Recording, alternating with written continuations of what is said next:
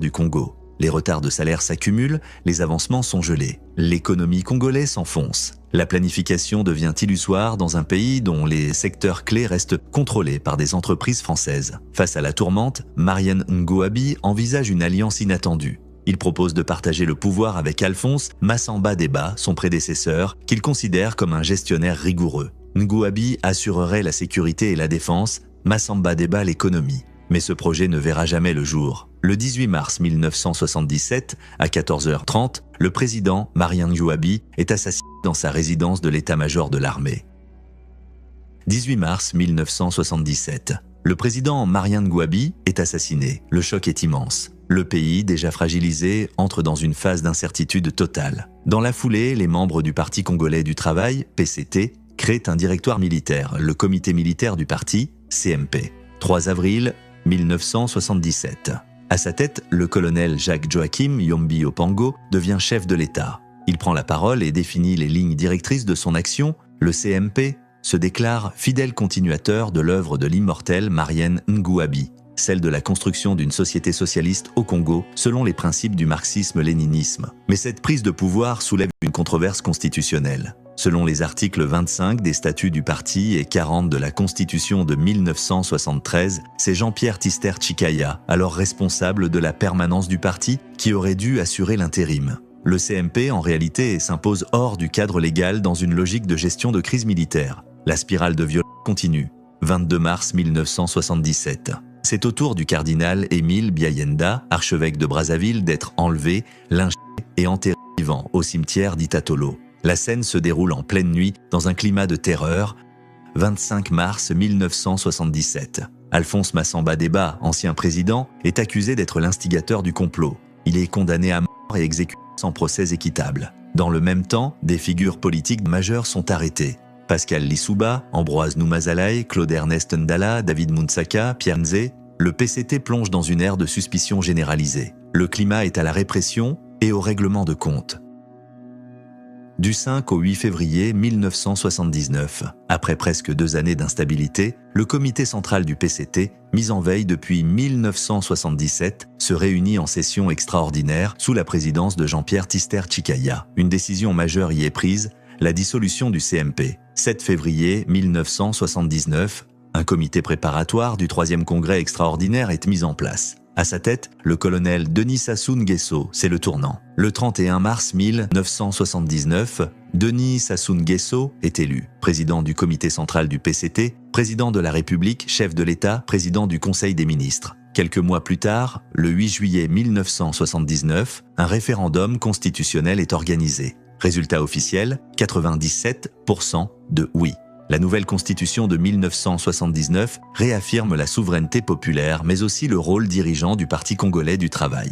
Le nouveau régime cherche à apaiser, plusieurs prisonniers politiques sont libérés. Pascal Lissouba est évacué vers la France pour soins médicaux, Claude-Ernest Ndala et Jean-Pierre Tister Tshikaya bénéficient d'une grâce présidentielle après leur condamnation dans les attentats à la bombe de 1982. Mais tous ne rentrent pas dans le rang. Le capitaine Pierre Anga, ancien proche du régime, prend ses distances avec le pouvoir. Il accuse le nouveau régime d'avoir assassiné Marian Ngouabi. Il publie un texte intitulé « Ce qui nous divise et les moyens de conjurer une crise dans un processus révolutionnaire ». Traqué, il prend le maquis et est tué en juillet 1988, mettant fin à sa contestation armée. Quant à Jacques-Joachim Yombi Opango, ancien chef du CMP, il tombe en disgrâce. Accusé de dilapidation de deniers publics, il est rétrogradé, radié de l'armée, puis assigné à résidence à la Cité des 17. En 1987, il est accusé de complot contre les institutions. Jamais jugé, il reste détenu jusqu'en 1990. 15 août 1990, Sassou proclame une amnistie générale. Yombi Opango est libéré sans jugement et reçoit 950 millions de francs CFA en compensation de ses biens confisqués. La mort de Marian Ngouabi a ouvert une décennie de purges, de reconfiguration, de règlement de comptes et de recentrages idéologiques. Le régime socialiste du Congo, désormais consolidé sous Denis Sassou Nguesso, entre dans une nouvelle ère, celle du pouvoir fort, de la centralisation du parti unique. Avec l'arrivée au pouvoir de Denis Sassou Nguesso, en 1979, le Congo semble entrer dans une nouvelle ère. Les revendications congolaises sur le pétrole d'Elf sont abandonnées, les vannes se rouvrent, l'or noir recommence à couler à flot. Et avec lui, un rêve de grandeur renaît. Le boom pétrolier de 1979 à 1982 est sans précédent. Le prix du baril bondit de 13 à 35 $. Résultat, les revenus pétroliers du Congo explosent, passant de 13 à 152 milliards de francs CFA. Une manne sans équivalent dans l'histoire du pays. Confiant dans cette nouvelle richesse, le régime congolais lance un ambitieux plan quinquennal 1982-1986, dont les 2/3 du financement proviennent du pétrole. Reconquérir l'arrière-pays, désenclaver les zones rurales, inverser la dynamique d'exode vers les villes. Redresser le secteur public et développer un secteur mixte capable d'attirer les investissements productifs nationaux et étrangers. Le plan quinquennal se traduit sur le terrain par une vague d'infrastructures, 583 km de routes bitumées, doublant le réseau existant, 25 ponts construits, soit 1800 mètres d'ouvrages d'art. Réalignement du CFCO entre Dolisie et Bilinga, amorcé sous Nunguabi, achevé en 1985, 641 logements bâtis, dont plus de 300 sociaux. Extension du réseau électrique passant de 420 à 750 km. Usine d'eau potable sur la Djiri, augmentant le taux de couverture de 40% à 61% à Brazzaville. 19 088 emplois créés dans la fonction publique. Le Congo rêve alors d'un appareil productif puissant qui ne dépendrait plus uniquement du pétrole. L'objectif ? Faire émerger un secteur agro-pastoral public, accompagner l'urbanisation galopante et améliorer les conditions de vie des Congolais. C'est l'état de grâce. La paix sociale semble assurée, mais ce rêve n'allait durer que quelques années. Dès 1983, les cours du pétrole s'effondrent, le baril plonge et avec lui les espoirs d'un développement durable. La situation budgétaire devient critique, les déficits s'accumulent. L'État peine à honorer ses engagements, les dettes extérieures explosent. 1985, c'est la rupture. Grève, marches étudiantes, voitures incendiées dans les rues de Brazzaville, attentats à la bombe, rumeurs d'enlèvement et de mutilation d'enfants à Mukondo. Le pays sombre dans une atmosphère de peur, de violence et de frustration. Le plan quinquennal 1982-1986, conçu comme un tremplin vers l'émergence, s'est fracassé sur la réalité d'une économie extravertie et vulnérable, dépendante d'un marché pétrolier international incontrôlable. En juin 1985, le Congo est contraint de se soumettre aux exigences du FMI en adoptant un programme d'ajustement structurel. La souveraineté économique recule.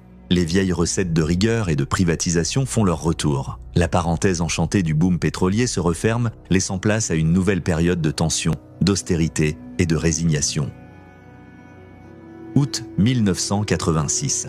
Le président congolais Denis Sassou Nguesso accède à la présidence tournante de l'Organisation de l'Unité africaine. L'Afrique est alors en lutte. À l'horizon, un mot, libération. La priorité de l'OA est claire, lutter contre l'apartheid en Afrique du Sud et obtenir la libération de Nelson Mandela. Entre juin et décembre 1988, Brazzaville devient la capitale de la paix africaine. 5 rencontres diplomatiques s'y tiennent. Elles débouchent le 13 décembre 1988 sur un accord historique, le protocole de Brazzaville. Sous médiation officielle des États-Unis, ce texte marque un tournant. Le retrait progressif des troupes cubaines d'Angola, la mise en œuvre de la résolution 435 des Nations Unies, un cessez-le-feu en Namibie et l'organisation d'élections supervisées par l'ONU. Grâce à Brazzaville, les armes se sont tues en Angola, la Namibie est devenue indépendante et l'apartheid a entamé son agonie en Afrique du Sud. Mais alors que le Congo brille sur la scène internationale, le feu couve à l'intérieur. 1989. Le régime du Parti congolais du travail, PCT, s'interroge, les murs de Berlin s'effondrent, l'Union soviétique vacille. Le modèle marxiste-léniniste n'est plus qu'un mirage. Le président Sassou convoque une commission spéciale du PCT. Sa mission ? Analyser l'impact des bouleversements européens sur la situation politique congolaise. En juin 1997, la conclusion est sans appel. Le multipartisme est inévitable. Le Congo ne peut rester à l'écart de l'évolution du monde. Mais le peuple, lui, n'attend pas. Les lettres ouvertes se multiplient. Les syndicats, intellectuels, religieux et étudiants entrent dans la danse. Partout, les grèves se succèdent. À Pointe-Noire, les employés d'Elf et Agip manifestent. À l'université Marien-Ngouabi, les étudiants s'insurgent contre la censure. La société civile gronde. Le 20 juin 1997, François Mitterrand réunit à La Baule une grande messe républicaine, convoquant autour de lui ses fidèles, les chefs d'État d'Afrique francophone. L'autel est dressé, les fidèles sont présents, et le président français, dans son rôle de grand prêtre de la France-Afrique, s'apprête à livrer son sermon. Ce jour-là, la France ne promet plus des bénédictions sans condition. Désormais, les grâces de la République ne seront accordées qu'à ceux qui s'ouvrent à la foi nouvelle, le multipartisme. D'une voix grave, Mitterrand proclame « La France liera tout effort de contribution aux efforts qui seront accomplis pour aller vers... »